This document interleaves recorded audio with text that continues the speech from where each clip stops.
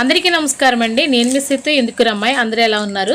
నేనైతే చాలా బాగున్నాను. ఈరోజు అయితే మా వినాయకుడిని నిమజ్జనానికి తీసుకువెళ్తున్నామండి. తీసుకువెళ్ళేటప్పుడు మేమైతే ధూమ్ధామ్గా మంచి సాంగ్స్ వేసుకొని దేవుణ్ణి అయితే ఉల్లాసంగా ఉత్సాహంగా అయితే ఆ డాన్స్లు వేసి మరి దేవుని తీసుకెళ్తున్నాము. ప్రతి సంవత్సరము మేము ఇలాగే తీసుకెళ్తామండి. కానీ నిజంగా చాలా చాలా బాగా డాన్స్ అన్ని వేస్తారు. చిన్న పెద్ద తేడా లేకుండా ప్రతి ఒక్కరు సూపర్గా ఎంజాయ్ చేశారు. మనకైతే డాన్స్ రాదండి. డాన్స్ రాక మనం జస్ట్ అలా చూడడం మాత్రమే. చూస్తున్నారు కదా, ఇక్కడ పిల్లలు చూస్తున్నారా ఎంత బాగా వేస్తున్నారో. ప్రతి ఇయర్ కూడా మా వాళ్ళందరూ కూడా ఇలా డాన్స్లు వేస్తూ చక్కగా దేవుణ్ణి అయితే సాగనంపుతారు.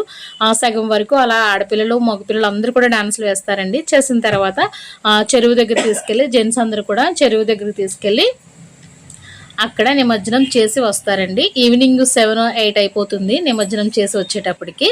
లేడీస్ మాత్రం 6 వరకు ఉంటారు. ఆ తర్వాత వెనక్కి వస్తారు. చూస్తున్నారు కదా, మాకు ఎటువంటి అసలు కొంచెం కూడా అయ్యో ఎవరైనా చూస్తారు ఏమైనా అనుకుంటారని అదేమీ లేదండి. హ్యాపీగా ఎంజాయ్ చేస్తాం. ఇయర్కి ఒక్కసారి మాత్రమే ఈ విధంగా దేవుని సాగనంపడానికి ఈ విధంగా డాన్స్ చేస్తుంటాం.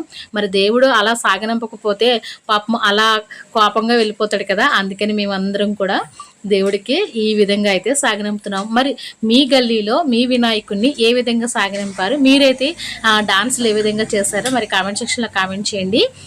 నేనైతే సాంగ్స్ పెట్టట్లేదు, ఎందుకంటే స్ట్రైక్ పడుతుందని భయంతో సాంగ్ అయితే పెట్టట్లేదు. మరి షార్ట్స్లో అయితే సాంగ్ పెట్టచ్చో పెట్టకూడదో నాకు తెలియదండి. మేమందరం అయితే చాలా హ్యాపీగా ఎంజాయ్ చేస్తాం. మీరు కూడా అందరూ హ్యాపీగా ఎంజాయ్ చేయాలని కోరుకుంటూ మీ సీతు.